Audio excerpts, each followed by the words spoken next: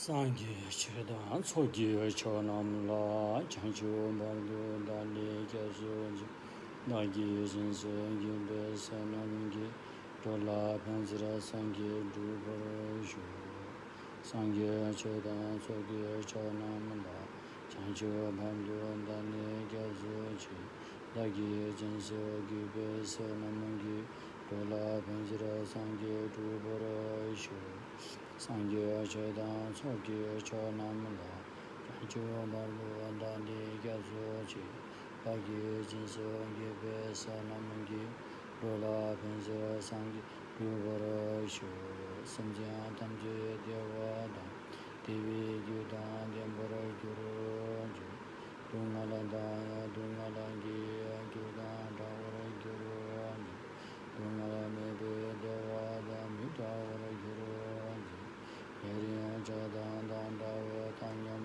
nembo 규로주 반면 사회 라마림보주 나기 주라 베메 den쇼나 가디 진보 원년 제선데 우선도 경원도 산도소 사지 보주 주시 면도다 비라월리시 니데 gamban디 인도 민데 브라이 도코나난다 진도 조버라조 구루 부다 보디사 사파리 와라ratna mandala tujame samundraspara samaye va sanjanamge sambada oye cheda cheda vara chejon dhamma deva chige korlo pordu सम्पूर्ण प्राणीहरूको हितार्थ कल्याणार्थ सम्मा सम्बुद्धि ज्ञान प्राप्त गर्ने मनसायको साथमा यस मानव जगतमा भइपरिआएको विषम परिस्थिति महामारी रोगबाट शीघ्र स्वस्थ लाभ भएर अन्तर्गत बुद्धि ज्ञान प्राप्त गर्न सकोस् भन्ने मनसायले सधम्म देशना सुनिदिनु हुन विनम्र अनुरोध गर्दछु।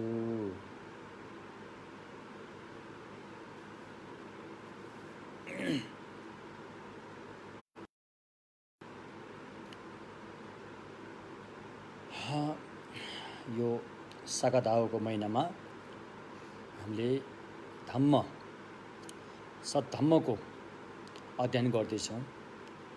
अलिअलि ध्यान गर्ने तौर तरिकाहरू पनि हामी सिक्दैछौँ। त्यसमध्ये महायान सूत्र अलङ्कार ग्रन्थको माध्यमबाट भगवान बुद्धद्वारा देशित सूत्रहरूको यसको गहिराइमा हामी उत्रेर बुझ्ने चेष्टा गर्दैछौँ र अहिले महायान सूत्र अलङ्कारको 12औं अध्यायमा हामी आइपुगेका छौँ। यसमा चाहिँ सद्धम्मको खोजी भनेर जस्तो बताएको छ।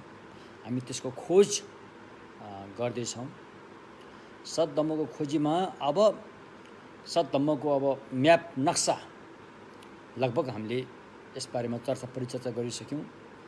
अब नक्सा बुझिसकेपछि अब गन्तव्य स्थानमा जानु पर्यो नि। हिँड्नु त आफैले पर्यो। अरूलाई हिँड्नु भने त आफू पुगिँदैन। आफू स्वयं आफू त्यहाँ पुग्नलाई आफू स्वयं हिँड्न पर्यो। त्यसैले आफू स्वयं हिँड्नुको लागि चाहिँ कसरी हिँडिन्छ त भन्दाखेरि अब हिँड्ने यो बुद्ध भूमिमा पुग्ने खुड्किलो मध्ये पहिलो खुड्किलो चाहिँ शरणगामी रे शरणगामी शरणमा जान पर्यो रे। त्यसबारेमा अहिले हामी चर्चा गर्छौँ। त्यसकारण जस्तै कि अब कोही एउटा व्यक्ति कहिले पनि नपुगेको ठाउँमा जानको लागि उसलाई 3टा कुरोको आवश्यक पर्छ। एउटा त्यो बाटो सही बाटो बताइदिने व्यक्तिको आवश्यक पर्छ र स्वयं त्यो बाटो स्वयंको आवश्यक पर्छ। बीचमा गएर यताउता नहुनुको लागि सही बाटोमा जानको लागि अनि सहयोगीको सारथीको पनि आवश्यक पर्दछ। यो 3टा कुराको आवश्यक पर्छ। तिनी कुरालाई लिएर अनि भगवानले पनि बुद्ध भूमिमा पुग्नुको लागि 3टा कुरा चाहिँ पहिलो खुड्किलोमा राख्नु भएको छ, जसलाई भगवानको भाषामा त्रिरत्न भनिन्छ। यता हाम्रो भोट भाषामा चोक्सुम भनिन्छ त्रिरत्न। त्यो त्रिरत्नलाई बुझेर अनि त्रिरत्नको चाहिँ शरणमा जानुको विकल्प छैन रे।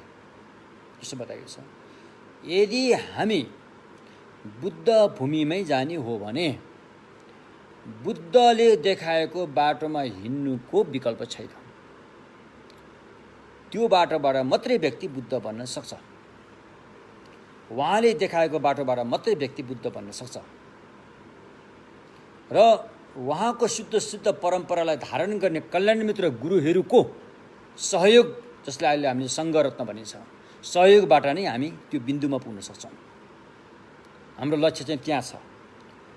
यो संसारीमा मात्रै सीमित छैन, स्वर्गमा पुग्ने मात्रै पनि सीमित छैन, ब्रह्मलोकमा पुग्ने मात्रै पनि सीमित छैन, अरू धातुसँग पुग्ने मात्रै पनि सीमित छैन। हामी त त्योभन्दा माथिल्लो स्तर, अझै बुद्धिसत्व यानमा त अरहतसम्म मात्रै पुग्ने पनि सीमित होइन, प्रत्येक बुद्धको अवस्थासम्म पुग्ने पनि सीमित होइन। यो त सम्मासम बुद्धमा पुग्ने हाम्रो केन्द्रबिन्दु, अन्तिम लक्ष्य चाहिँ त्यो हो रे। किनकि समस्याको समस्त किसिमले समाधान हुने बिन्दु चाहिँ सम्मासम बुद्ध हुनु हो। त्यहाँ आफ्नो पनि समस्याको समाधान हुन्छ, अरूको पनि समस्याको समाधान हुन्छ। दुवैको समस्याको समाधान हुने बिन्दु भनेको चाहिँ बुद्धत्व प्राप्त गर्नु हो, भगवानको अवस्थामा पुग्नु हो रे। त्यो अवस्थामा नपुगुन् जेलसम्म जे जस्तो सुकै गरे पनि हैन, समस्या चाहिँ भइ नै रहन्छ। त्यसैले चाहिँ हामी चाहिँ सबभन्दा पहिलो खुर्किलोमा अहिले हामी हिँड्दैछौँ। पहिलो खुर्किलोमा हिँड्दाखेरि चाहिँ हैन,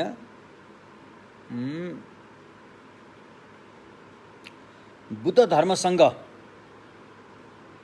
चाहिँ हामीले के देख्छौँ त, सुरक्षित स्थान देख्न जरुरी छ। सुरक्षित स्थान, अरू सबै स्थान चाहिँ असुरक्षित छन् रे। जतिसुकै राम्रो घर बनाएर बसे पनि त्यो घर पनि असुरक्षित छ रे। किनकि त्यो राम्रो घरबाट एक दिन मुर्दा निकाल्नु पर्छ रे, पर्दैन। त्यो घरमा बसेको मान्छे सधैँभरि त नमरिकन बस्दैन होला। जतिसुकै राम्रो घर बनाए तापनि त्यो घरबाट एक दिन मुर्दा निस्किन्छ।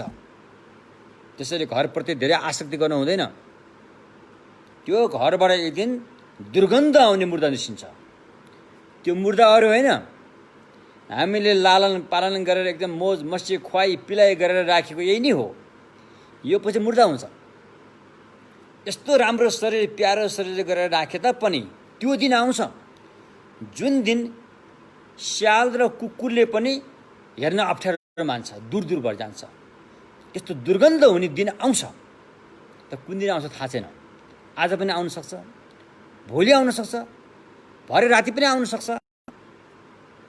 कसैले यसलाई चाहिँ ग्यारेन्टीका साथ त्यो दूर हुने मुर्दा चाहिँ यो बेला हुन्छ भनेर भन्न सक्ने अवस्था छैन। तर त्यो हुने चिज त हामीसँगै छ। त्यसैले जतिसुकै राम्रो घर बनाए तापनि त्यो घर पनि असुरक्षित छ, किनकि त्यहाँबाट मुर्दा निस्किन्छ।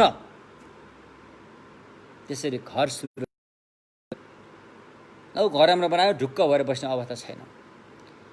हामीले एकदमै सबभन्दा माया गर्ने को त जीवनमा भने बाबुआमा हो हैन। यता कता बाबुआमाले बच्चा मार्यो भने हल्ला सुनिन्छ, त्यो यता कता मात्रै हो। समग्रमा भन्दाखेरि सब हामीले बढी माया दिने चाहिँ बाबुआमा हो। उनीहरूको सारा जीवन चाहिँ ती बाबुआमा चाहिँ मूर्ख हुन्। मूर्ख भन्ने के, मूर्खमा के भन्ने, अब फोकटमा उनीहरूको सारा जीवन चाहिँ हामीलाई खर्चेको हुन्छ। सारा जीवन पसिना धरी सबै चाहिँ यो बच्चाको लागि भनेर खर्चेको हुन्छ। अब के भन्ने अब त्यो है, यो बच्चा हामी नजन्मने देशमा बाबुआमाले काहीँ के दान पुण्य गर्थ्यो होला, हामी जन्मेपछि त्यो दान पुण्य ढकाउने बन्द गर्ने, यो मेरो बच्चाले जान्छ अब दान दिनु हुँदैन भनेर यसो भयो। अब धम्म देशमा सुन्न जानु पर्ने थियो, धर्म देशमा सुन्न जानु पर्यो, नातानानी हेर्नु पऱ्यो भनेर त्यो पनि छुट्यो, नातानानी हेर्न बस्नु पऱ्यो। अब त्यस्तो ठाउँमा चाहिँ ती बाबुआमाले चाहिँ सारा सम्पत्ति मात्रै होइन, तान मन वचन सबै त्यसमा खर्चेको हुन्छ।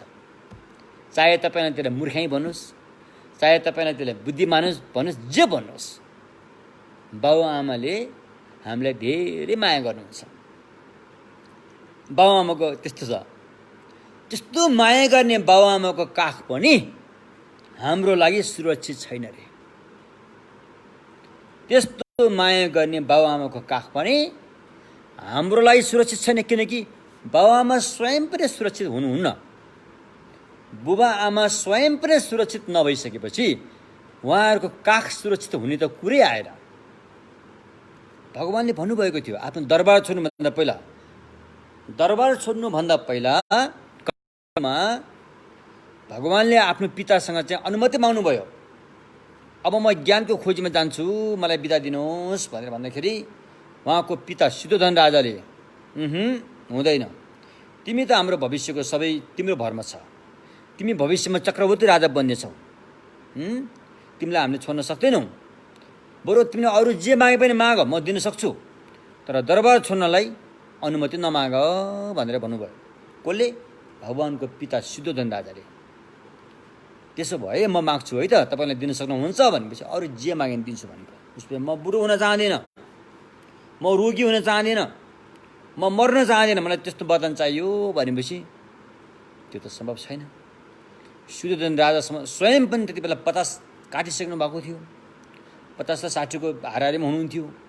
र त्यसो भएकोले बुबाआमाको हामीले यति माया गर्ने बुबाआमाको काख पनि अन्तिममा सुरक्षित छैन अरे।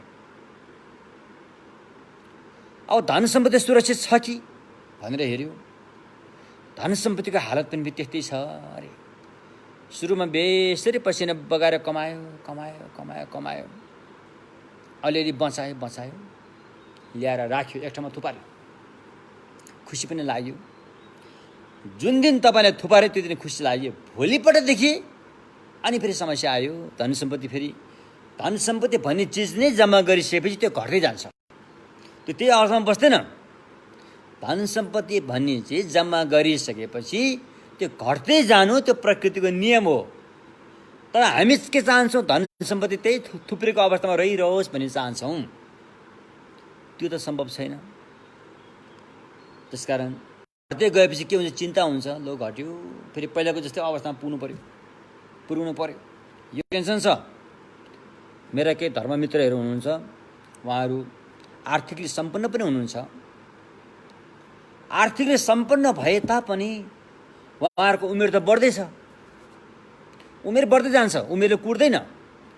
जब उमेर बढ्दै गयो धन सम्पत्ति चाहिँ घट्दै जान्छ, तर उहाँहरू चाहना हुन्न कि धन सम्पत्ति घटोस् भनेर। त्यो पहिलाकै अवस्थामा रहन चाहनुहुन्छ, पहिलाकै हक, पहिलाकै अधिकार, पहिलाकै चाहिँ आफ्नो शक्ति सम्मान त्यसमा कायम रहन चाहन्छ। यसको लागि धौधौ हुन्छ, त्यसमा कायम रहन धौधौ हुन्छ, किनकि उमेर घट्दै गइरहेछ। एकतर्फ उमेर घट्दै गइरहेछ, अर्कोतर्फ धन सम्पत्ति पनि घट्दै गइरहेछ। पहिला जतिको आइरहन्थ्यो त्यति आइरहेको छैन, घट्दै गइरहेछ। त्यहाँ ठुलो समस्या हुन्छ हैन। अब त्यसको रक्षा गर्नु पर्यो, धन सम्पत्तिको सुरक्षा दिनु पर्यो, त्यहाँ पनि समस्या हुन्छ। सुरक्षा गर्न झनै समस्या छ। धन सम्पत्ति भएपछि, धन सम्पत्ति धेरै भएको मान्छे कस्तो हुन्छ त? मुसा जस्तो हुन्छ। धन सम्पत्ति धेरै भएको मान्छे चाहिँ मुसा जस्तो हुनसक्छ। कसरी? त्यो मुसा बिचमा छ, वरिपरि ढाडे बिरालोले चाहिँ घेरेर हेर्छ नि मुसालाई। अलि झम्टिहालेको छैन, उसले झम्टिहालेको चाहिँ छैन, तर एकदमै एकोहोरो त्यो बिरालोले चाहिँ त्यो मुसालाई हेरिरहेको हुन्छ। मुसा चाहिँ बिचमा थर्र कामिरहेको छ। हो, धन सम्पत्ति धेरै भएपछि त्यो मान्छे धन सम्पत्तिप्रति आसक्ति गर्दै गएपछि त्यो मान्छे ढाडे बिरालोले घेरेर बसेको मुसा जस्तो हुन्छ अरे। उसले तक्लिफ हुन्छ, ऊ सुरक्षित महसुस गर्न सक्दैन। त्यसैले धन सम्पत्तिलाई सुरक्षित दिन खोज्यो, आफै असुरक्षित भएको महसुस हुन्छ। अब धन सम्पत्तिको त्यसको चाहिँ नेचरै के हो त भन्दाखेरि त्यो घट्दै जाने हो। त्यो घट्दै जान्छ, फेरि अर्को समस्या आउँछ। यस्तो किसिमले हामीले धन सम्पत्ति कमाएको धन सम्पत्तिप्रति हामी आसक्ति गर्न हुँदैन, तर सदुपयोग गर्नुपर्छ हैन। सदुपयोग गर्नुपर्छ। त सदुपयोग यसरी गर्ने हो। मेरो हत्केलामा वज्र छ नि, यसरी सदुपयोग गर्ने हो, न कि यसरी समात्यो भने खस्ला कि खस्ला कि भन्ने डर भइरहन्छ र तपाईँलाई पीडा दिइरहन्छ धन सम्पत्ति। यसरी समात्यो भने नसमाते पनि त्यो तपाईँकै हो, तर मेरो भनेर समाउनु जरुरी छैन, यसले तपाईँलाई त्यति पीडा दिँदैन। त्यस्तै हामीले दैनिक प्रयोग गर्ने चिजबिजहरू हाम्रो इष्टमित्रहरू पनि यसरी समाउनुपर्छ, न कि यसरी समात्यो भनेदेखि अनि हामीलाई जहिले पनि समस्या पर्छ। यसरी लियो भनेदेखि समस्या हट्दै जान्छ। त्यसैले अब धन सम्पत्तिको पनि सुरक्षित छैन हैन, धन सम्पत्तिबाट पनि सुरक्षित छैन। धन सम्पत्तिबाट सुरक्षित हुँदो हो त अहिले त्यस्ता धेरै धन दिने मान्छे विश्वमा हैन छन् नि, उनीहरू आफैले सुरक्षित महसुस गर्न सक्नुहुन्न। त्यसैले धन सम्पत्ति पनि हाम्रो लागि स्थायी सुरक्षित तत्त्व होइन रे। अब इष्टमित्रहरू आयो, आफ्नो इष्टमित्र परिवारहरू, यिनीहरूको काख पनि सुरक्षित छैन। अब आफूले जन्म दिने बुवा आमाको काखै सुरक्षित छैन भनेदेखि ती बुवा आमासँग सम्बन्धित भएका अरूको पनि काख सुरक्षित छैन, किनकि उहाँहरू सुरक्षित हुनुहुन्न। अब अर्को आएको कुरा फेरि हामीले विश्वास गर्ने ठाउँ, एकदमै विश्वास गर्ने ठाउँ चाहिँ हाम्रो शरीर। हाम्रो शरीरलाई हामी एकदम विश्वास गर्छौँ। यसले हामीले नुहाई धुवाई मिठो खुवाइसकेसम्म है यसको हामी चाहिँ सुरक्षा गरिने तर्फ लाग्छौँ, किनकि यो हाम्रो लागि चाहिँ विश्वासिलो चिज हो भन्ने हामी ठान्दछौँ। तर यो शरीरले पनि तपाईँलाई धोका दिएरै छोड्छ, एक दिन यस्तो बेला आउँछ यो शरीर दर्दनाक रूपमा प्रस्तुत हुन्छ, दर्दनाक। त्यति बेला हाम्रो लागि सुरक्षित स्थान केही पनि हुँदैन। र सुरक्षित स्थान भनेको चाहिँ त्रिरत्न रे, बुद्ध धर्मसँग चाहिँ सुरक्षित स्थान हो रे। त्यहाँ छल कपट छैन, त्यहाँ धुर्त्याइ हुँदैन हैन, त्यहाँ बलमिचाइ हुँदैन। त्यो पवित्र सुरक्षित स्थान हो बुद्ध धर्मसँग हो। त्यसको शरणमा गयो भने चाहिँ हामी सुरक्षित हुन्छौँ रे, यति बुझौँ। अब बुद्ध धर्मसँगको शरणमा गएर हामी सुरक्षित कसरी हुँला त भनेर प्रश्न आयो नि त। अब बुद्धको धर्म अरूको भरमा स्वीकार्ने त होइन, बुद्ध धर्मसँग हामी सुरक्षित हौँला कसरी भन्ने प्रश्न आयो। उत्तर, बुद्धको शरणमा गइसकेपछि भगवान्ले हामी लो बाबु आऊ काखमा राखेर सुरक्षा दिने त्यस्तो चाहिँ होइन, त्यो तरिकाले सुरक्षा दिने होइन। अनि भगवान्ले हामीलाई सुरक्षा कसरी दिनुहुन्छ त भन्दाखेरि, ल हेर म पनि पहिला तिमी जस्तै असुरक्षित नै थिएँ, म पनि पहिला तिमी जस्तै असुरक्षित भएर भवचक्रमा भौँतारिरहने प्राणीको अवस्थामै थिएँ।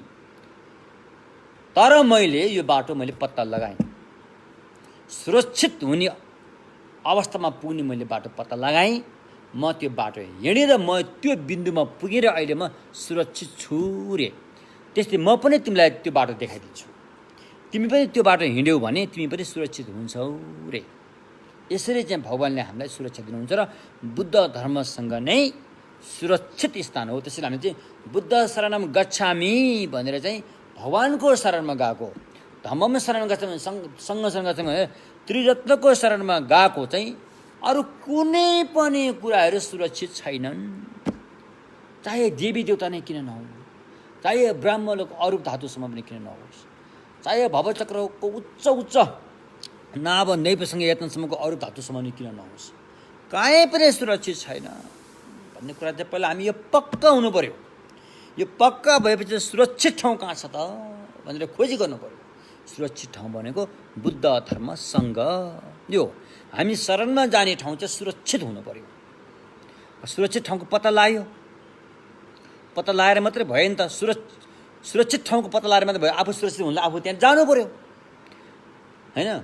ल पानी झऱ्यो, असिना पानी दर्क्यो भनेर सुरक्षित ठाउँ उता एउटा ओडा रहेछ है भनेर पानीमा भिजेर बसेर त सुरक्षित त भएन, ओडारमा त जानु पर्यो नि आफू। त्यस्तै ओडारमा जानु भने चाहिँ सद्धम्मको शरणमा जानु।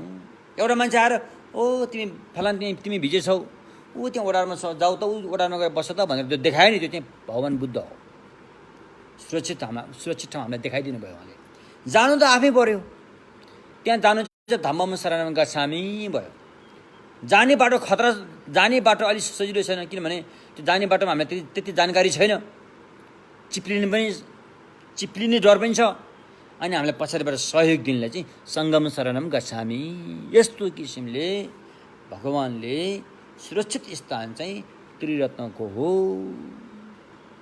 पक्का दुःखबाट कहिले नफर्किने गरेर मुक्त हुने अवस्था चाहिँ, स्थान चाहिँ, शरणमा जाने स्थान चाहिँ त्यो त्रिरत्न हुन् रे।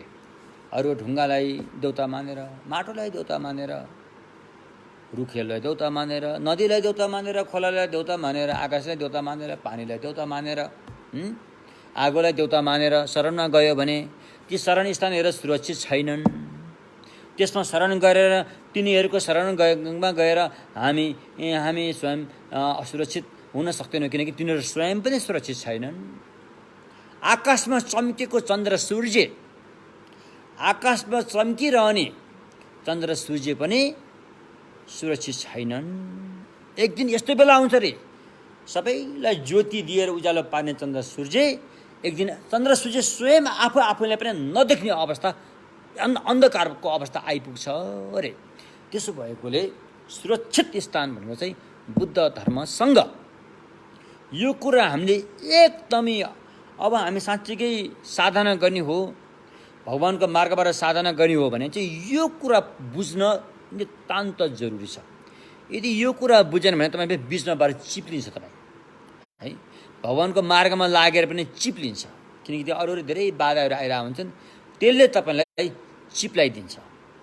बुझ्नुभयो नि के? त्यसकारण सफा मन भएर एक चित्त भएर जान सक्नुपर्छ, न कि धमिलो मन भएर। भगवान बुद्धको शासन भनेको सागर, पवित्र सागर जस्तो हो, समुद्र जस्तो हो। पवित्र सागर र समुद्रको बीच भागमा के हुन्छ त? मैला आउन दिँदैन। त फोहोर मैला आउन त खोज्छ, त्यसको वेगले बाहिर फ्याँकिदिन्छ। त्यस्तै हाम्रो मन पनि तथास्तु भगवान बुद्धको शरण भनेर गएन, फेरि बुद्ध शरण गइसकेपछि पनि अन्यको त्यहाँ चाहिँ शरण खोज्दै गयो भने त्यो व्यक्तिलाई समुद्रको वेगले चाहिँ त्यो फोहोर मैलालाई किनारा लगाइदिए जस्तै गरेर तपाईँलाई फ्याँकिदिन्छ, तपाईँ चिप्लिन्छ। तपाईँ भगवान बन्ने जुन बिन्दु छ त्यहाँ पुग्न सक्नुहुन्न। त्यसैले चाहिँ यो त्रिरत्न भन्ने चाहिँ पहिलो खुड्किलो बलियो जग बसाल्नुपर्छ। यो पहिलो खुड्किलोको शरणमा जाने जग बलियोसँग बसालिएन भनेदेखि त्यसपछि आउने बाँकी अभ्यासको जुन श्रृङ्खलाहरू आउँछन् तिनीहरू पनि चिप्लिएर जान्छन्, किनकि जग बलियो भएन नि त। त्यसैले पहिलो जग बलियो हुनको लागि चाहिँ क्याब्डो त्रिरत्नको शरणमा जानु पर्यो रे। त्रिरत्नको शरणमा जाने भनेको अर्थ त्रिरत्नको म शरणमा आएछु है भनेर मात्रै हुँदैन रे। त्रिरत्नको शरणमा गएर त्यसको अनुशासन पनि लिनुपर्छ। त्यसको अनुशासन, नियम, धुम्पा, शील हैन, त्यो पनि आफूले लिनुपर्छ। लिएपछि मात्रै तपाईँ त्रिरत्नको शरणमा गएको हो भने पुष्टि हुन्छ। नत्र भने असममा घुमेको पशुपतिकै साँडे जस्तै हो। असँग त्यो तरकारी बजारमा पशुपतिको साँडे आयो भने त्यहाँ पनि मुख छोएको छ, उहाँ पनि मुख छोयो, उहाँ पनि मुख छोयो, त्यस्तो हो है। अनि यो धर्म गरे ठिक होला कि त्यो धर्म गरे ठिक होला कि, फलाना स्वामी कहाँ गए ठिक होला कि, फलाना झाँक्रीमा गए ठिक, फलाना लामा कहाँ गए ठिक होला कि, फलाना ज्योतिष गए ठिक होला कि, त्यो असमको साँडे जस्तो भएर घुमेर काम छैन। त्यसकारण जीवन धेरै छोटो छ, धेरै कुरा सिक्नलाई पनि हामी यति सजिलो छ हाम्रो दिमागले भ्याउँदैन, अरू पनि काम धेरै हेर्न परिरहेको छ। त्यसैले जीवन धेरै चिरिप्प पारेर झिरिप्प हुने खालको हाम्रो चोला छ। कुनै पनि बेला यो चाहिँ झिरिप्प हुनसक्छ। यस्तो अवस्थामा चाहिँ हामीले धेरै ठाउँमा हात हाल्ने समय छैन के, समय छैन। त्यसकारण आफूले जुन सिकेको छ त्यसतर्फ चाहिँ राम्रोसँग सिकेर चाहिँ लाग्नुभयो भने त्यहाँबाट चाहिँ हामीले केही फाइदा लिन सकिन्छ, जीवनमा फाइदा लिन सकिन्छ। 10 ठाउँमा हात हालेर त्यो सम्भव छैन। कति मान्छेले भन्छ नि, हामी त सबै भगवान्लाई मान्छौँ, सबैले मान्छौँ भन्छन् कि हाम्रो यहीँ नेपालको। अनि मैले कहिले काहीँ ख्यालठटाक गरेर सुन्ने गरेछ, तपाईँ सबैले मान्ने, तपाईँ क्रिस्चियनलाई मान्छ, होइन म क्रिस्चियनलाई मान्दैन भन्छ, इस्लाममा त मान्दैन भन्छ। अनि हामी त सबैले मान्छौँ भन्छ। फेरि सबैले मानेपछि सबैले मान्नु पऱ्यो नि, केही बाँकी राख्नु भएन नि, होइन? कसरी मान्ने सबैलाई? अब यता हिन्दूमै के छ, 64 के अरे कति कोटी छ भन्छ नि देवी देवता, त्यो सबैलाई मान्ने अरे होइन? कहिले मान्ने, कहिले बुझ्ने, सिक्ने कहिले? मेरो केसमा म 9-10 वर्षको 10-11 वर्षदेखि मैले यो बुद्धिज्ममा म लागेको होइन, कयौँ वर्ष यता बिताइयो होइन, सही ठाउँमा पर्ने ठाउँमा पनि पुगेकै हो। तर आफ्नो दिमागको कमजोरीले गर्दाखेरि, बुझाइको कमजोरीले गर्दाखेरि भगवान बुद्धको ज्ञानको समुद्रको एक थोपा पानी पनि मैले लिए जस्तो मलाई लागिरहेको छैन भने सबै मान्ने भने त्यो कहिले सिक्ने? नसिकिकन मैले मान्छु भनेर मात्रै मानेको त हुँदैन। त्यसरी हामी सबैलाई मान्छु भनेर त्यसको बारेमा नबुझिकन मानेको त ठहरिँदैन त। त्यो त मूर्खलाई झुक्याउने काम मात्रै हुन्छ, त्यो त मूर्खाइ मात्रै हुन्छ, झुटो बोलेको हुन्छ, खोक्रो भएको हुन्छ त्यो। तर बाहिरबाट हेर्दाखेरि राम्रो देखिन्छ, हामी सबैले सबैले मान्दो रहेछ है भनेर खुसी लाग्छ। तर अलिक भित्र पसेर हेऱ्यो भने उसले कसैलाई पनि मानिरहेको भने उसले केही पनि बुझेको हुँदैन। ऊ यस्तो खोक्रो भएर बसिरहेको हुन्छ कि जीवन फोकटमा खर्चिरहेको हुन्छ। फोकटमा उसले चाहिँ जीवनलाई चाहिँ अनि के अरे अस्ताइ दिइरहेको हुन्छ। तसर्थ अनि हामीले चाहिँ विशेष गरेर हामी बुद्धिस्टहरूले चाहिँ भगवान बुद्धको धम्मको शासनमा लागेर जब हामी साधना गरिन्छ अनि सबभन्दा पहिलो खुड्किलो चाहिँ त्रिरत्नको शरणमा जानु हो रे। गएर सिल लिनुपर्छ, त्रिरत्नको सिल पनि लिने। यति भएपछि अनि हो त्यो भयो। अब यसको लागि हामीले के बुझ्नु पर्यो त भन्दाखेरि सद्धम्मप्रति विश्वास जगाउनु पर्यो। सद्धम्ममा विश्वास जगाउनुलाई पहिला त्रिरत्नको शरणमा जाने होइन। त्यसकारण अब हामी त्रिरत्नको शरणमा जाने भनेपछि अब अलिकति हामी यो के अरे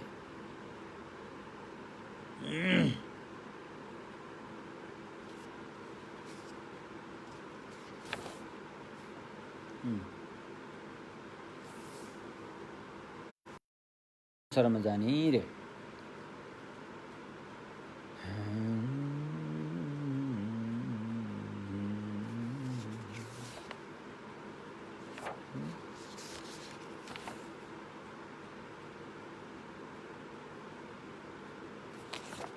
अब एवं प्रकारले त्रिरत्नको शरणमा जाँदाखेरि चाहिँ होइन के बुझ्नु पर्यो त भन्दाखेरि फाइदा पनि बुझ्नु पर्यो नि त। फाइदा नभइकन हामी शरणमा गएको के पाउँछ त? फाइदा चाहियो।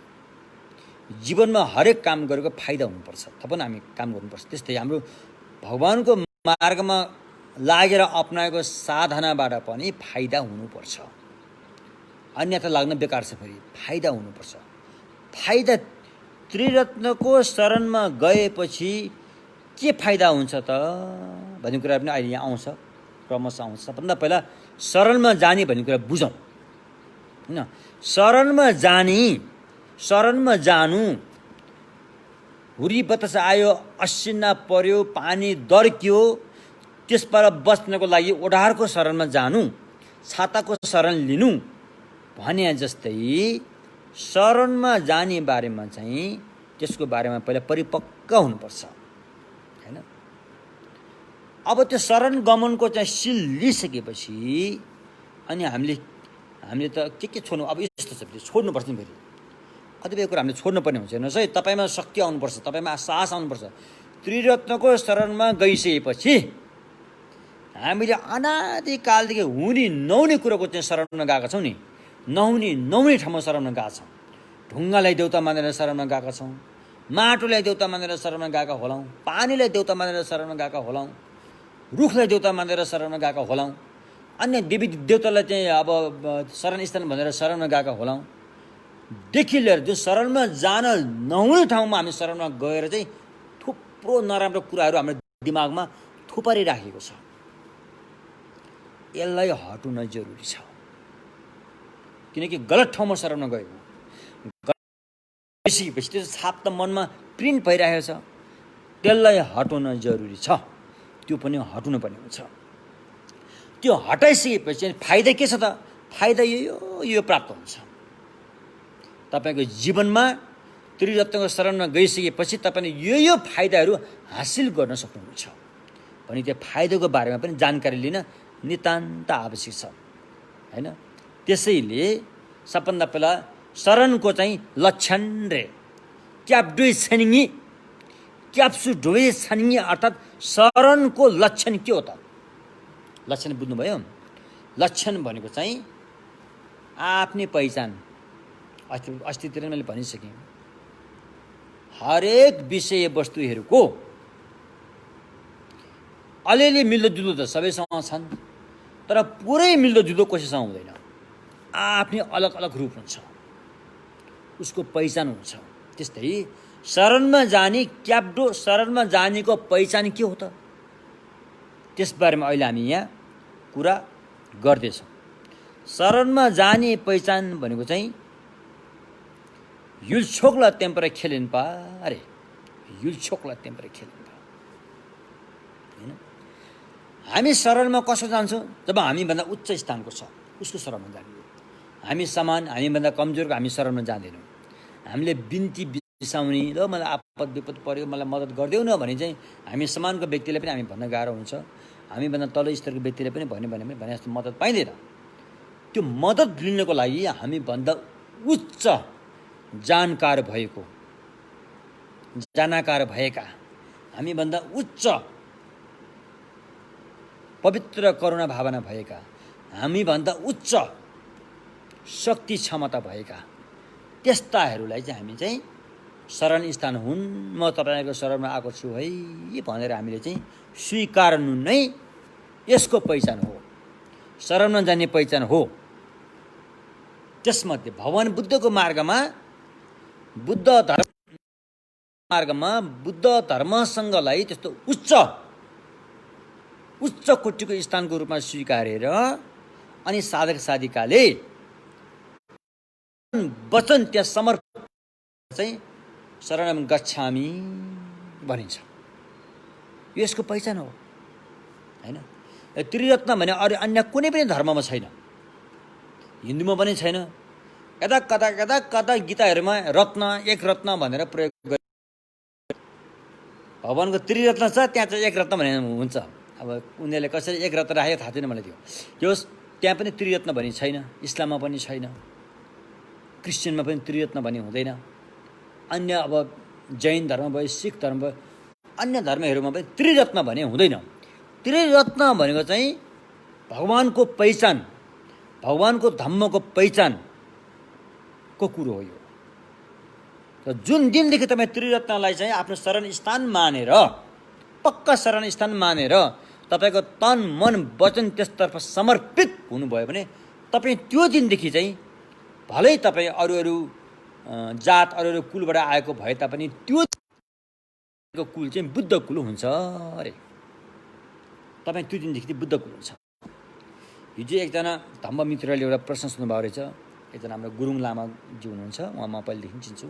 उहाँले एउटा प्रश्न सोध्नुभएको रहेछ, म अहिले भनिदिन्छु। हाम्रो गुरुङहरूको गोत्रको सम्बन्ध के छ भनेर सोध्नुभयो। गुरुङहरूको गोत्र के हो, कसरी भएको, यो एकपल्ट भनिदिनुहोस् भनिदिनु भयो। अब गुरुङहरू के कसो मलाई त्यो जानकारी छैन, किनभनेदेखि हुन त म पोखरामा गुरुङहरूद्वारा बनाउनु भएको बौद्ध आर्गुन सदन भनिन्छ, म त्यो धेरै वर्षसम्म प्रवचन गरेको हो। हाम्रो सङ्गत एकदम नजिकको सम्बन्ध छ गुरुङ समुदायमा, मेरो आफ्नै परिवार जस्तो मलाई लाग्छ। तर जतिको गुरुङ समुदायबाट आउनुभएका खेम्पुहरू हुनुहुन्छ, लोपुनीहरू हुनुहुन्छ, घेसेहरू हैन, उहाँहरूलाई जतिको जानकारी हुन्छ त्यति मलाई जानकारी हुन गाह्रै हुन्छ। तर मैले एउटा कुरा के भन्न चाहन्छु भन्दाखेरि, मैले यहाँ भन्नु खोजेको कुरा चाहिँ पहिला जुन गोत्र होस् भनौँ, अब म अलिकति अब यो हिन्दू परिवारबाट आएकोले हाम्रो परिवार गोत्र गनिन्थ्यो हैन। मदगरी गोत्र, भारत गोत्र, गौतम गोत्र भन्ने हुन्छ नि, त्यस्तो हुन्छ। अब जे जस्तो सुकै गोत्र भए तापनि जो व्यक्ति भगवान बुद्धको शरणमा आयो, बुद्ध धर्म शरणमा आएर चाहिँ आफ्नो टुपी काटेर भगवान बुद्धलाई अर्पण गरेर तन मन वचन भगवान प्रति चाहिँ समर्पित भयो भनेपछि त्यस दिनदेखि चाहिँ उसको गोत्र चाहिँ के हुन्छ त? बुद्धको गोत्र हुन्छ, बुद्धको कुल हुन्छ। उसको कुल देवता नै बुद्ध हुन्छ। कुल देवता नै बुद्ध हुन्छ। हाम्रो कुल देवता कुन हो भने भन्छु नि, हाम्रो कुल देवता नै भगवान बुद्ध हो। तर हाम्रो मान्छेले यो कुरा बुझ्दैन। फेरि हाम्रा मान्छेहरू कस्तो छन्, फेरि गुम्बामा गयो, गुम्बामा फेरि बुद्धको मूर्ति त राखेको हुन्छ, तर बढी गुम्बामा पूजाहरू चाहिँ बुद्धको पूजा त कमै हुन्छ, अरूहरूको पूजा बढी हुन्छ। महाकालीहरू भयो, अन्य अन्यको पूजा चाहिँ बढी हुन्छ हैन। तर त्यहाँ कुरा बुझेन भने त्यहाँ फेरि उल्टोपाल्टा हुनसक्छ। त्यसकारण महाकालहरूको पूजा हामीले किन गरेको? बुद्ध शासनको चाहिँ विकास होस् भनेर गरेको। महाकालको विकास होस् भनेर महाकाल स्वयं भगवान बुद्धको शासनको चौकीदार जस्तो हो, बुद्ध शासनको चौकीदार हो। त्यसकारण महाकालको पूजा गरेको चाहिँ महाकालको चाहिँ शासन फैलियोस् भने होइन, बुद्ध शासन फैलियोस् भनेर गरेको। अब हाम्रा मान्छेहरू भगवान बुद्धको मूर्ति देख्यो भने खासै के चासो दिँदैनन्। महाकालहरूको मूर्ति अब भनेर हिँड्छन्। त्यो गलत, त्यो गलत। त्यसकारण हामीले जे जति पूजा गर्छौँ, चाहे तारा ढोलमाकै पूजा गरे पनि, महाकालकै पूजा गरे पनि, हाम्रो चाहिँ त्यो पूजा गर्ने उद्देश्य भगवानको शासनलाई चाहिँ विकास गर्ने, भगवानको शासन फैलाउने, त्यो शासनमा लाग्ने व्यक्तिहरूको जीवनमा आइपर्ने विषम परिस्थिति, नराम्रो विघ्न बाधाहरूलाई चाहिँ महाकालको मतलबबाट हटाएर बुद्ध शासनको विकास गर्ने, त्यसको लागि त गरेको हो।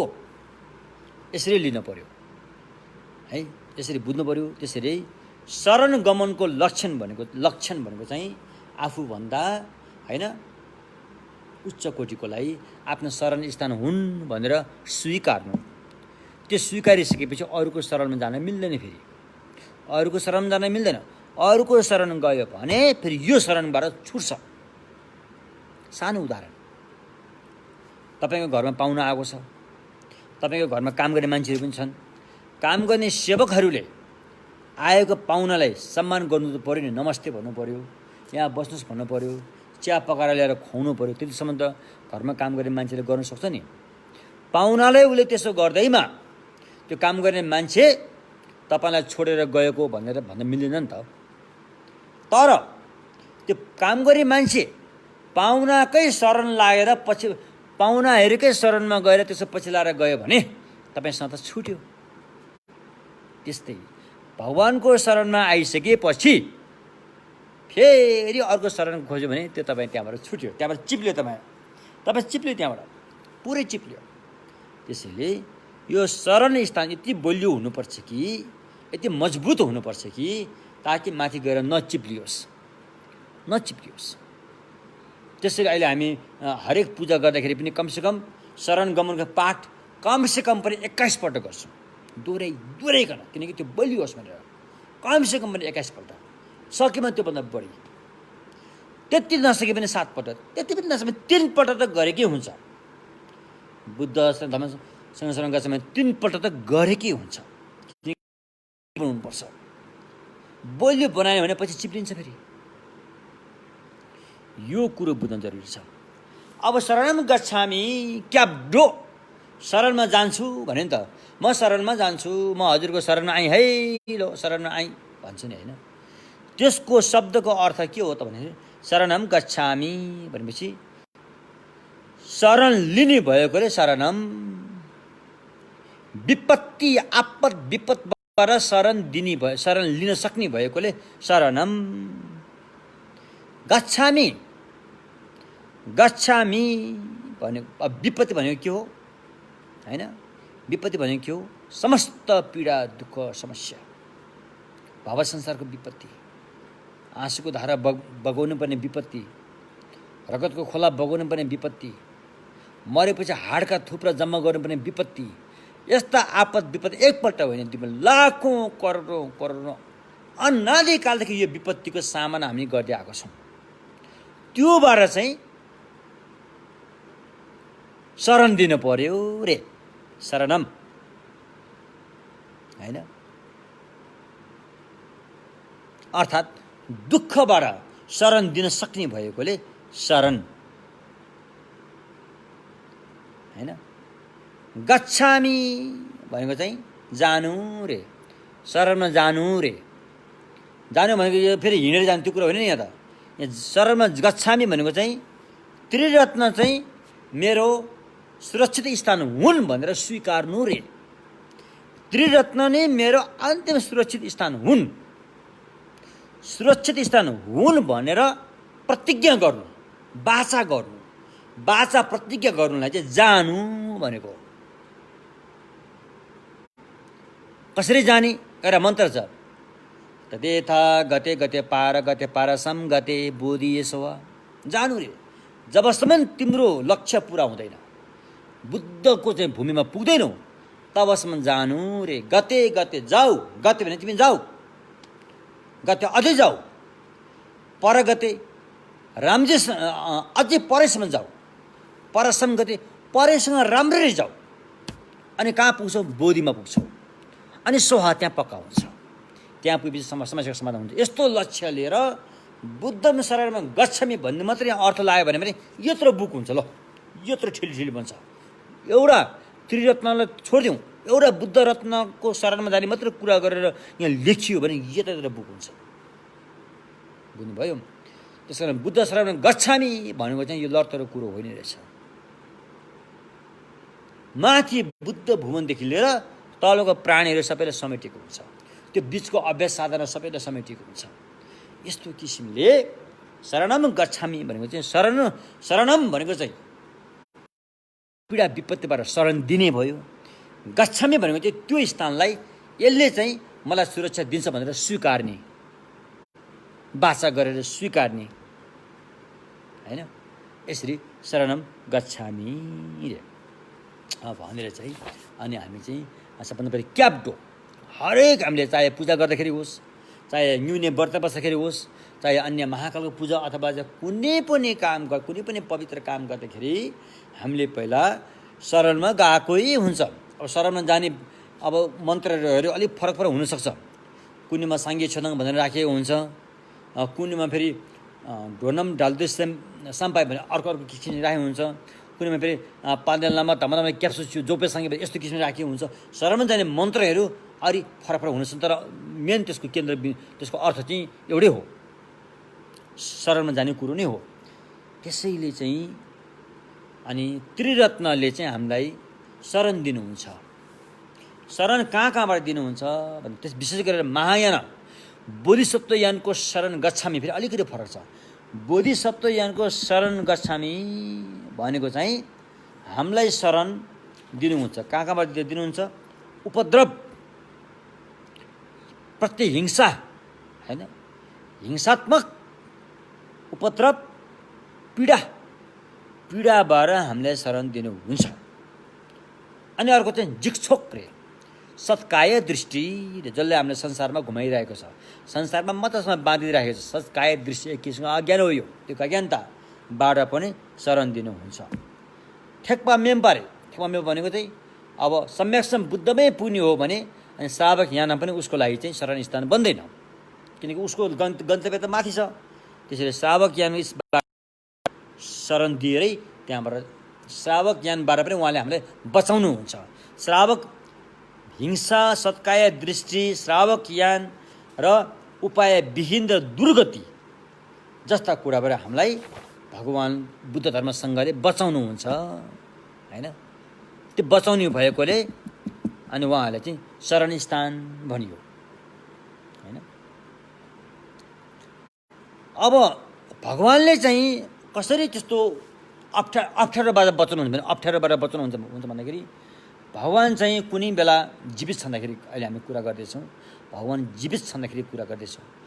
भगवान् कतिपय ठाउँमा अन्धो व्यक्तिहरू, कान नसुन्ने व्यक्तिहरूको घरमा उहाँ पुग्न साथै अन्धोले आँखा देख्थे, कान नसुन्नेले कान सुन्थे। यस्तो गरेर भगवान् बुद्धले विपत्ति आपत आएकोबाट उहाँले बचाउनुहुन्थ्यो। अन्ध व्यक्तिले आँखा देखेपछि कति खुसी लाग्थ्यो, कान नसुन्नेले कान सुनेपछि उनीहरूले सद्धर्म सुन्न सक्थे, कति खुसी लाग्थ्यो। त्यसरी भगवान् बुद्धले आपत विपदबाट बचाउनुहुन्थ्यो होइन। कतिपय व्यक्तिहरू हुन्थ्यो बौलाहा भएका थिए, बौलाहा व्यक्तिले फेरि भगवान् बुद्धले सान्त्वना दिएर त्यो मान्छेको चित्त फेरि सही सलामतमा ल्याउनुहुन्थ्यो। यसो गरेर पनि उनीहरूलाई अप्ठ्यारोबाट बचाउनुहुन्थ्यो। कतिपय ठाउँमा बाली नाली सबै सप्रिरहेछ, अब असिना पर्न आँट्यो, नराम्रो बाली नाली नष्ट हुने घटना हुन आँट्यो भने फेरि भगवान् त्यहाँ गएर त्यो बाली नालीलाई बचाइदिनुहुन्थ्यो र अनि किसानको चाहिँ हित गर्नुहुन्थ्यो। यसरी पनि अनि भगवान्ले चाहिँ बचाइदिनुहुन्थ्यो रे। यस्तो किसिमले विभिन्न किसिमका आपद विपत्तिबाट अनि भगवान्ले बचाउनु भएको छ, शरण दिनुभएको छ, सुरक्षित पारिदिनु भएको छ।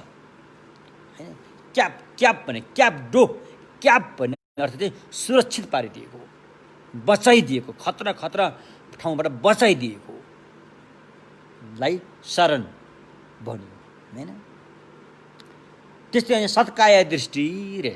अब यो भगवान् बुद्धको भाषा हो। यो हाम्रो नेपाली समाजमा यो भाषा त्यति चल्तीमा छैन।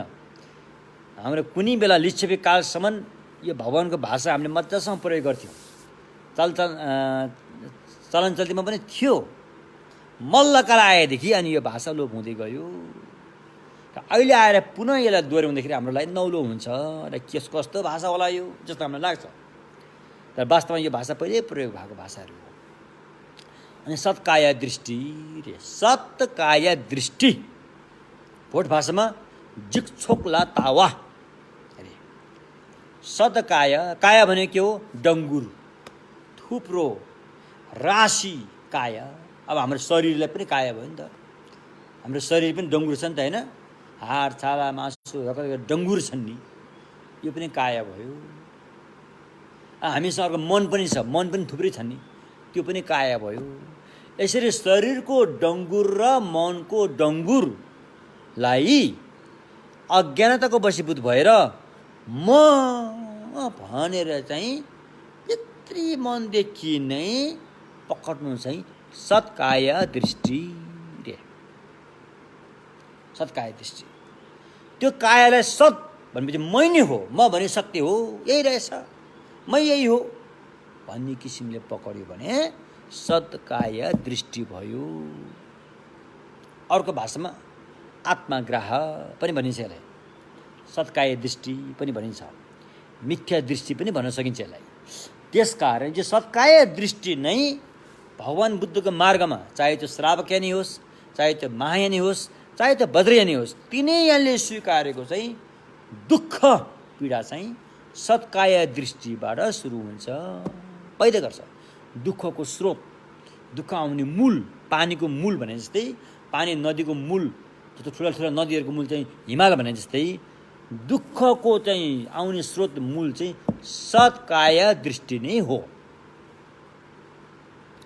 यो सत्काय दृष्टि हटाउनको लागि अनि भगवान्ले चाहिँ अनात्मा भावना अरे, अनात्मा भावना अहिलेको आत्मग्राह भयो, आत्माप्रति पकड भयो, सारा दुःखको जरो त्यही रहेछ भन्ने कुरा चाहिँ भगवान्ले जान्नुभयो। त्यो कुरा हामीलाई उहाँले यसले बताउनु, आत्मग्राहलाई जरेदेखि उखेलेर फ्याँक्ने हो भनेदेखि त्यसको विरोधी, आत्मग्राहको विरोधी, आत्मग्राह त्योसँग चाहिँ एकछिन पनि बस्न नसक्ने त्यस्तो कुरो हामीमा आउन पर्छ, तब मात्रै आत्मग्राह हट्छ। नत्र अरू कुराबाट आत्मग्राह दब्बिने मात्रै हो, जरेदेखि हट्दैन। जरेदेखि उखेलेर आगोमा भुटिदिने, भुटे जस्तै गरेर त्यसलाई नष्ट पार्नको लागि अनात्माको भावना गर्नुपर्छ। अरू कुनै पनि उपाय छैन। भगवान्को मार्ग चाहिँ एकैयाना मार्ग हो भनेर अर्थ थियो। एउटै मार्ग छ अरे, एउटै मार्ग छ, त्यो अनात्मा भावना। अरू कुनै पनि बाटोबाट त्यो आत्मग्राह काट्न सकिन्न। भगवान् बुद्धत्व प्राप्त गर्ने अहिले हामी ऐतिहासिक बुद्धको बारेमा कुरा गर्दाखेरि भगवान्ले बुद्धत्व प्राप्त गर्नुभन्दा पहिला उहाँ केही ऋषिमुनिहरूको आश्रममा उहाँ सिक्न जानुभएको कुराहरू छ। ती ऋषिमुनिहरू दुईटाको नाम उल्लेख गरेको छ यहाँ। एउटा चाहिँ आधार कलाम र अर्को चाहिँ उदक रामपुत्र भन्ने। उनीहरू एकदम नाम चलेका ऋषिहरू, धेरै ध्यान प्राप्त गरेका ऋषिहरू हुन्। उनीहरूले त्यही ध्यान प्राप्त गरेको ऋषिहरू, उनीहरूले रूप धातुको ध्यान प्राप्त गरेका थिए, कतिले अरूप धातुको पनि प्राप्त गरेका थिए भनिन्छ। ती ऋषिमुनिहरू कहाँ भगवान्ले पनि गएर सिक्दाखेरि यी ध्यानहरू पुरा भयो। ती ऋषिमुनिहरू पनि सन्तुष्ट भयो। अब तपाईँले हामीले जे प्राप्त गरेका थियौँ तपाईँले प्राप्त गर्नुभयो। अब हामी सबै मिलेर आफ्नो शिष्यहरूलाई सिकाउनुपर्छ भन्दाखेरि भगवान् यसरी भन्नुभयो, यो ध्यानबाट आत्मग्रह अलिअलि दबिए जस्तो मात्रै छ, जरैदेखि उखेलिएको छैन भन्ने कुरा भगवान्ले जान्नुभयो। जानेर त्यो ऋषिमुनिहरूको आश्रम छोडेर अनि उहाँ आफ्नै हिसाबले उहाँ तपस्या गरेर जानुभएको हो। इतिहासमा यस्तो छ, बुद्धको जीवनी इतिहासमा चाहिँ यस्तो छ। त्यसो भएकोले आत्मग्रह नै भव संसारको चाहिँ जरो होइन। त्यो भएकोले अनि त्यसलाई त्यो जरोलाई उखेल्नको लागि अनात्मा भावना अरे म भने छैन भन्ने भावना गर्नु पऱ्यो। अहिलेसम्म म भने छ भनिरहेको थियौँ हामीले, अहिले पनि छ भनिरहेको छौँ, भोलि पनि त्यही म भनिरहन्छौँ। मेरै लागि मै भन्दा बसिरहेको छौँ। त्यो नै दुःखको कारण भएकोले त्यसलाई उखेल्नको लागि त्योसँग सिधै विरुद्ध हुने, त्योसँग सिधै नमिल्ने खालको चाहिँ अनात्मा भावना अरे। आत्मग्रह र अनात्मा भावना एउटै ठाउँमा बस्न सक्दैन, आगो र पानी जस्तै हो। त्यसकारण एउटै ठाउँमा नमिल्ने, टोटल्ली कन्ट्रडिक्सन, विरुद्ध भएकोले अनात्मा भावनाको भाविता गर्यो भनेदेखि आत्मग्रह चाहिँ जरैदेखि नष्ट भएर जान्छ अरे हो। अनि बुद्ध शरणम गच्छामि भन्दाखेरि भगवान्ले हामीलाई सत्काय दृष्टिको हानिबाट पनि हामीलाई बचाउनुहुन्छ अरे, किनकि उहाँले हामीलाई अनात्मा भाविता सिकाउनुहुन्छ। त्यो हामीले अभ्यास गरेपछि हामी त्योबाट बच्छौँ। त यस्तो किसिमले त्यहाँबाट पनि हामी बच्छौँ। अनि फेरि थेक्पा मेन्पा, अब थेक्पा मेन्पा हिनयान भनेको छ यहाँ। अब अहिले त यो भाषा अलिक त्यति प्रयोग गर्न हाम्रा श्रावक यानि धर्ममित्रहरूले त्यति उचित ठान्नुहुन्न, मन पराउनुहुन्न। तर ग्रन्थहरूमा चाहिँ टन्नै छ यो शब्द, हिनयान भन्ने शब्द टन्नै छ। यो फेरि हामीले बनाएर भनेको होइन, यो पहिलादेखि नै हिनयान भन्ने शब्द चाहिँ एकदमै छ। यो पछि फेरि हिन भनेर चाहिँ उनीहरूलाई अलिक होच्याएर भने त्यो कुरा पटक्कै होइन। यो कुरा पटक्कै यो सम्झनु पर्यो कि त्यो शब्द किन आयो भन्दाखेरि सम्मासम बुद्धको, सम्मासम भगवान् बुद्धको स्तरको हिसाबले मात्रै त्यो हिन हो। अन्त उहाँहरू कहाँ हिन हो र? भगवान् बुद्धको तुलनामा मात्रै उहाँहरू अलिक तल हो। श्रावक अरहत त अलिक तल हो भनौँ न। अन्य देवी देवता भन धेरै माथि, अरहत त छोड्यौँ, श्रोतापन्न पनि धेरै माथि हो। त्यसमा यहाँ हिनयान भन्ने शब्द चाहिँ अहिले हामी चाहिँ यो हिनयान भन्ने शब्द यहाँ किन राखेको हो भन्दाखेरि चाहिँ सम्यासम बुद्ध नै हुन चाहने व्यक्तिहरू फेरि श्रावक ज्ञानको अरहतमै अल्झेर नबसोस् भनेर त्यसलाई अलिकति गरेर अनि बुद्धमा लगाउन खोजेको हो होइन। सम्यासम बुद्धकै गोत्र भएका, सम्यासम बुद्धमै पुण्य साहस आँट क्षमता भएका व्यक्तिहरूलाई फेरि अरहतमा अल्झेर राखे त भएन नि त। अरहतमै पुग्ने खालको गोत्र भएको व्यक्तिले फेरि सम्यासम बुद्धमा लगेर त भएन नि त, सक्दैन नि त उसले। त्यसैले जो जे सक्छ त्यहाँ पुर्नु पर्यो। त्यसैले चाहिँ सम्मासम बुद्धमै जान चाहने व्यक्तिहरूको लागि चाहिँ अनि श्रावक ज्ञानको उसमा नअल्झियोस् भनेर त्यसलाई चाहिँ हिनयान भन्ने शब्द प्रयोग गरेको हो, न कि अपमान गरेर प्रयोग गरेको पटक्कै होइन यो शब्द होइन। त्यसलाई चाहिँ भोट भाषामा थेक्पा मेन्पा भनिन्छ। थेक्पा मेन्पाबाट पनि भगवान्ले बचाउनुहुन्छ अरे, किनकि ऊ सम्मासम बुद्ध हुनेवाला व्यक्ति छ। सम्मासम बुद्ध हुने बोधिसत्व, आँट छाँट साहस भएका बोधिसत्वलाई तल अल्झिन नदिएर अनि भगवान् बुद्धको त्यो बोधिज्ञान प्राप्तको अवस्थामा पुर्नु पर्ने भएकोले अनि बोधि ज्ञान चाहिँ यस्तो हो भनेर बताएकोले भगवान्ले श्रावक ज्ञानको अल्झाइबाट पनि बचाउनुहुन्छ अरे, शरण दिनुहुन्छ अरे।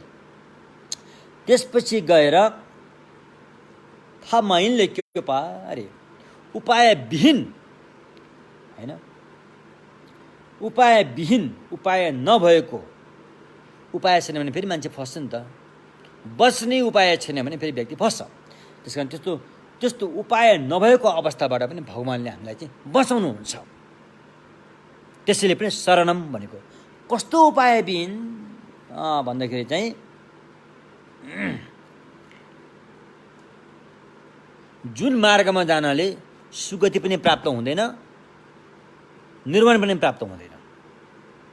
सुगति भनेको अब मान्छेको चोला पाउने, सुगति र निर्वाण प्राप्त नहुने मार्गमा गएपछि त उसले मोक्ष त परै जाओस्, मान्छेको चोला त पाउँदैन।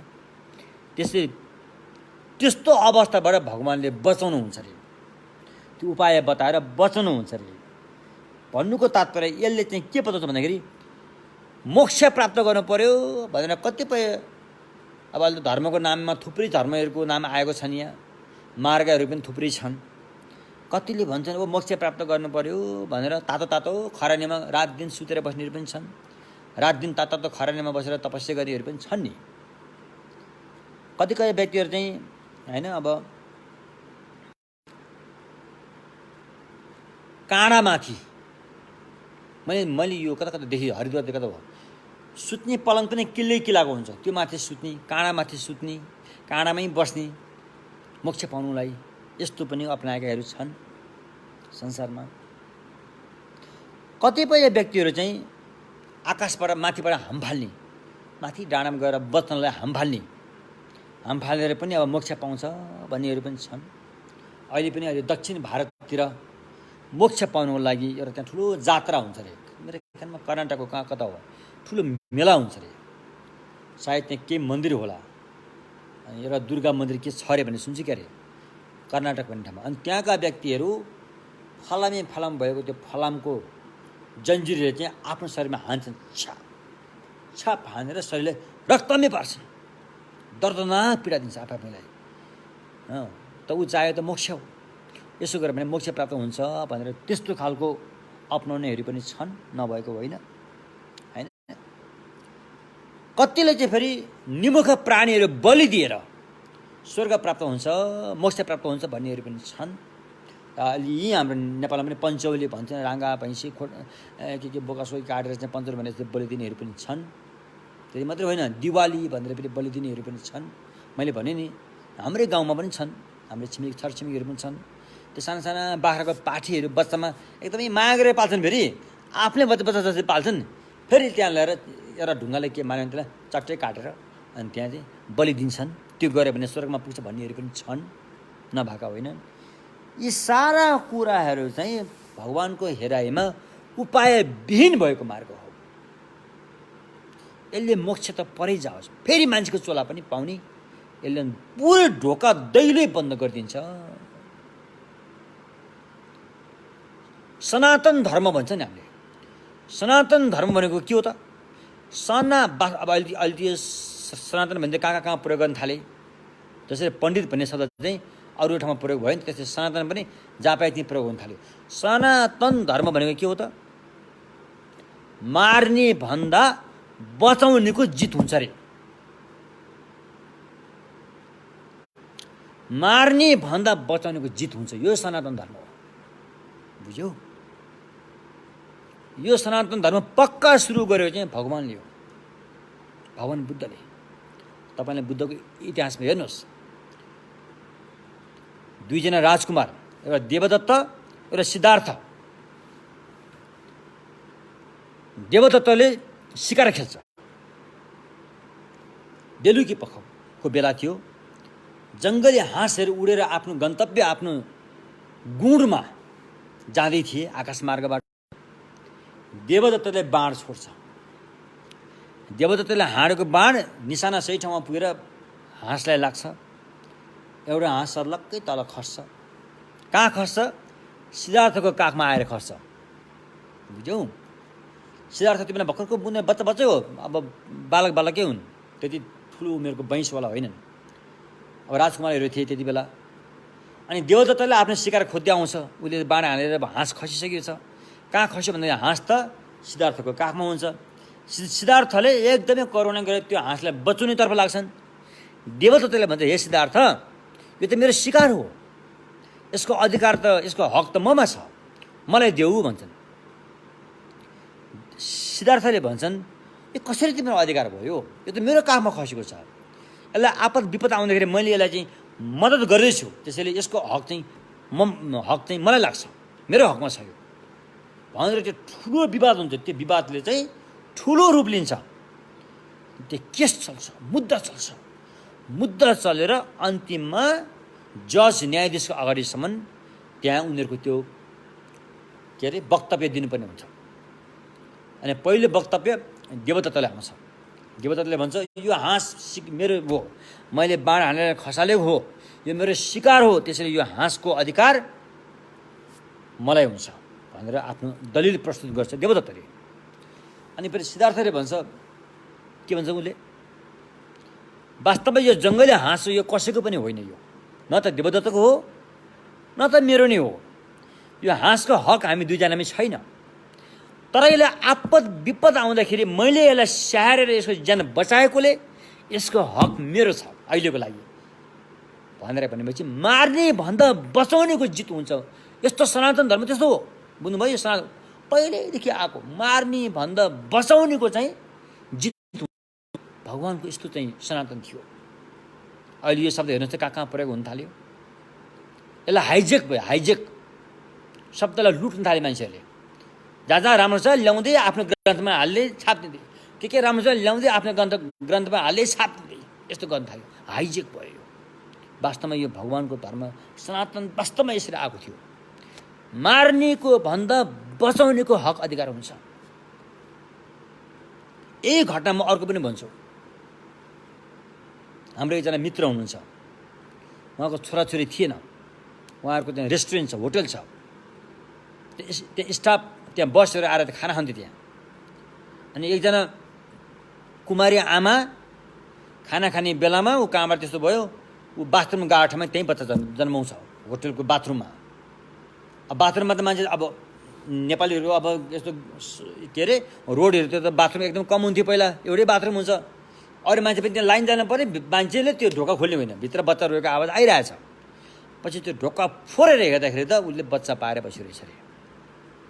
बच्चा पनि मार्न आँटिरहेछ अरे, घाँटीमा न्याक्न आँटिरहेछ अरे। कुमारी आमा, उसको बिहा भएको थिएन। अनि त्यो होटलको व्यक्तिको त्यहाँ बच्चा थिएन, होटलको साउजी साउनीको बच्चा थिएन। नभइसकेपछि तिमी किन यो बच्चालाई यसो गर्छौ, तिमीलाई अप्ठ्यारो छ भने हामीलाई दियो, हामी पाल्छौँ भनेर उनीहरूले त्यो बच्चा लियो, उसलाई छोडिदियो। उनीहरूले पालन पोषण गरेर ठुलो बनायो।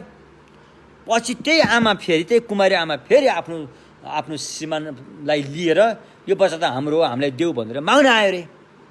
आएपछि त्यो जम्मा भएर त्यहाँ सर्जिमी भयो। त्यहाँ के भयो थाहा छ? सनातन प्रयोग भयो। मार्ने भन्दा बचाउनेको हक हुन्छ भनेपछि त्यो आमाले त्यो बच्चा पाएन, जसले बचायो उसैले पायो। यो हो सनातन भने यस्तो हुनुपर्छ। तर यो शब्दले हाइजेक भइसक्यो, हाइजेक भइसक्यो। तसर्थ अब यो चाहिँ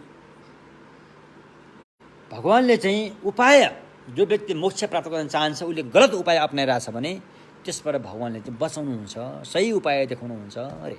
त्यसरी बुद्ध धर्मसँग भनेको चाहिँ उपाय विहीनबाट बचाउने भएकोले पनि शरण स्थान हुन्, पक्का शरण स्थान हुन् रे। त्यस्तै अनि भगवानले फेरि दुर्गति के अरे, अनि भगवानले चाहिँ उपाय के बताउनुहुन्छ त मोक्ष प्राप्त गर्नलाई भन्दाखेरि भगवानले बताएको उपाय चाहिँ सबभन्दा पहिला हैन, निमुख प्राणी हत्या गरेर मुक्ति पाइँदैन। प्राणी हत्या छोड्नु नै मुक्ति पाउने एउटा खुड्किला हुनसक्छ, तर निमुखे प्राणीको हत्या गरेर मुक्ति कहिल्यै पाउँदैन। निमुख प्राणी है, फेरि निर्दोष प्राणीहरूको हत्या गरेर। दोषीहरू त उसले त अब कानुनले नै उसलाई सजाय दिने भइहाल्यो, दोषीहरूलाई त होइन। त्यो तपाईँले हत्या गर्नै पर्यो, त्यो त कानुनको हिसाब जान्छ।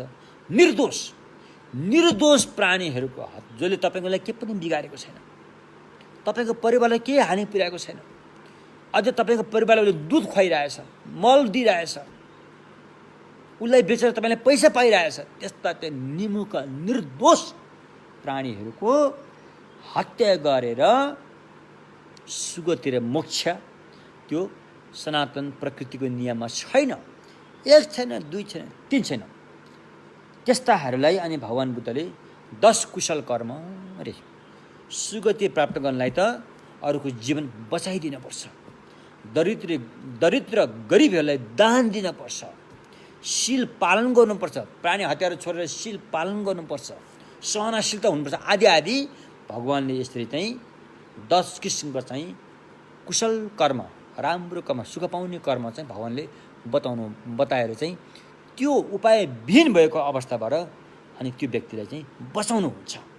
शरण दिनुहुन्छ भन्ने किसिमले हो त्यस्तो। त्यसैले त्यस दिन त्यति मात्रै होइन कि अनि भगवान्ले चाहिँ मोक्ष सुगतिमा आउनुको लागि, दुर्गति भनौँ न, दुर्गतिमा जानबाट रोक्नको लागि भगवान्ले सुगतिको बाटो तपाईँलाई बताउनुहुन्छ कि 10 किसिमका अकुशल कर्म, पाप कर्मलाई छोडेर 10 किसिमका कुशल कर्म अपनायो भने मात्रै सुगतिमा आउन सम्भव छ भन्ने कुरा चाहिँ भगवान्ले बताउनुहुन्छ। मोक्ष प्राप्त गर्नको लागि चाहिँ आर्य अष्टाङ्गिक मार्ग बताउनुहुन्छ। आर्य अष्टाङ्गिक मार्ग अपनायो भने मात्रै मोक्ष निर्वाण प्राप्त हुन्छ, अन्यथा हुँदैन भनेर सही उपाय, सही बाटो भगवान्ले बताएर गलत बाटोमा गएका व्यक्तिहरूलाई भगवान्ले रक्षा गर्नुहुन्छ। मलाई घृणा गर्नुहुन्न फेरि भगवान्ले, त खत्तम छ तँलाई म श्राप दिन्छु भने श्राप दिनुहुन्न, रक्षा गर्नुहुन्छ। त्यो पनि एकदमै दया करुणा। झन् ठुल्ठुलो पापी देख्यो भने त भगवान् बुद्धमा यति दया करुणा आउँछ अरे कि अब अहिले हाम्रो यो शब्दै छैन, त्यो पनि शब्द पनि पुग्दैन। बुद्धहरूको बारेमा हामीले जति बताउँछौँ नि त्यो शब्दै पुग्दैन।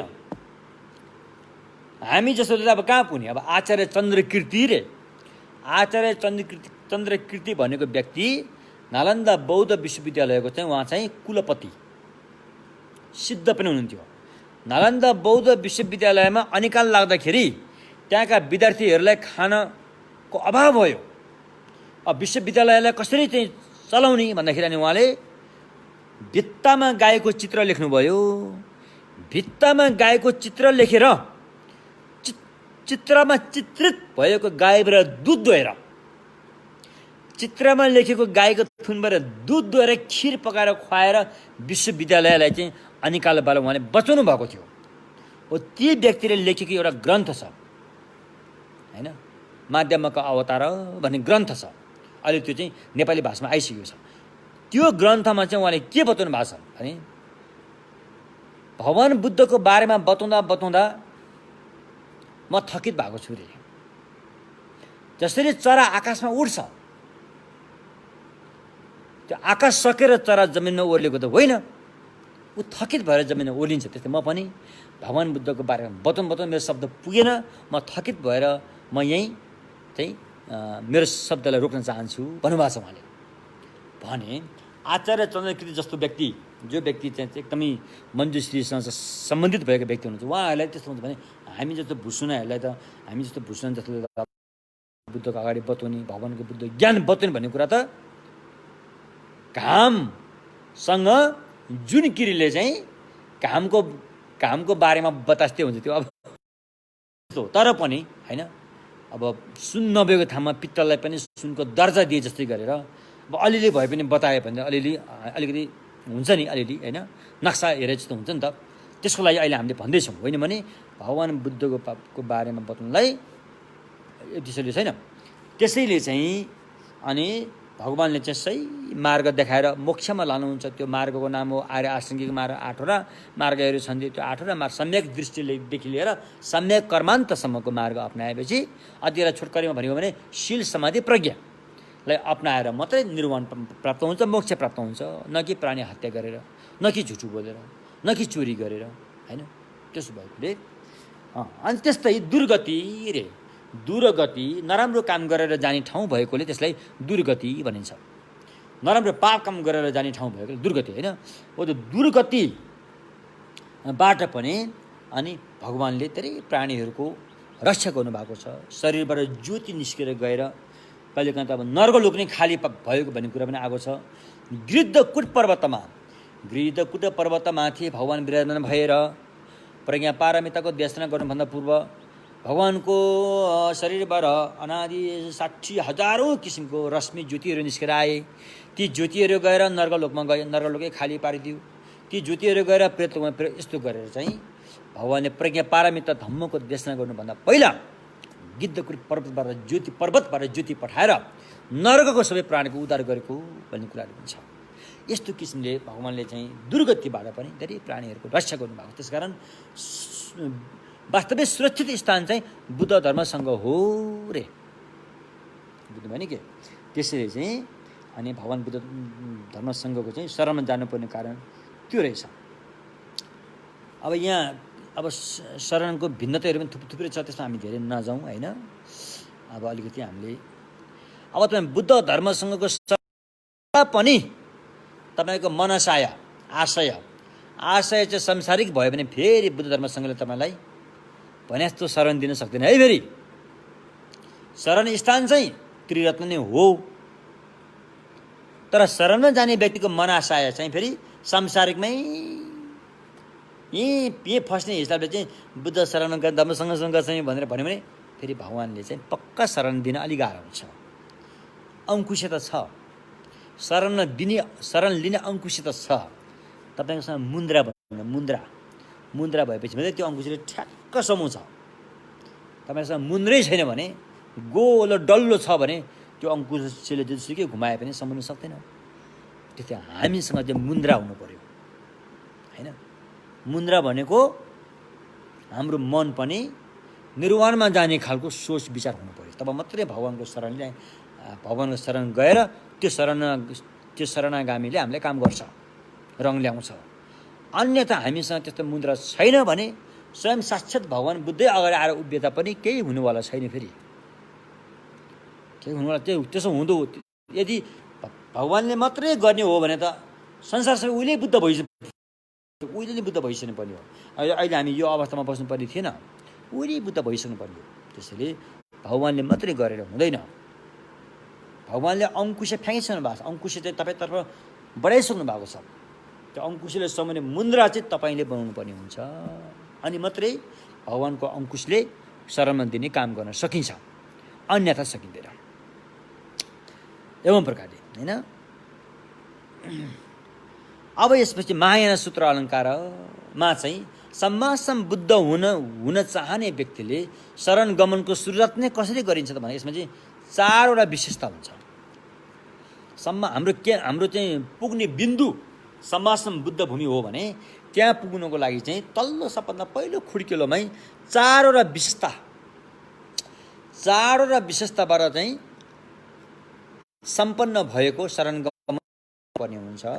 अरे सबभन्दा पहिला के अरे